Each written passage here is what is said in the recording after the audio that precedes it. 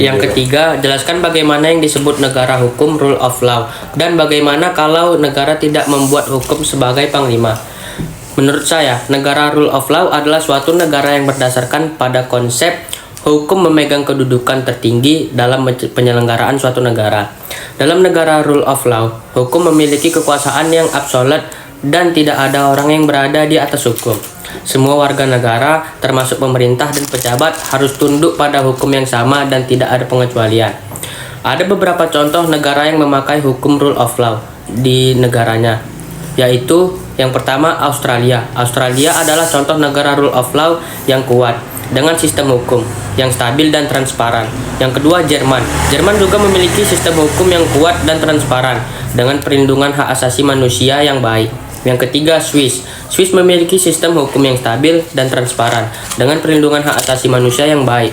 Menurut saya, kalau negara tidak memakai hukum sebagai panglima, ada beberapa dampak negatif yang terjadi di negaranya. Contohnya ialah kurangnya keadilan. Tanpa hukum yang jelas dan efektif, keadilan dapat menjadi sulit untuk dijamin. Yang kedua, kurangnya keteraturan.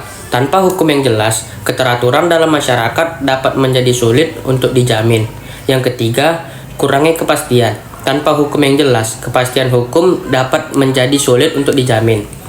Selanjutnya, kurangnya keteraturan sosial. Tanpa hukum yang jelas, keteraturan sosial dapat menjadi sulit untuk dijamin.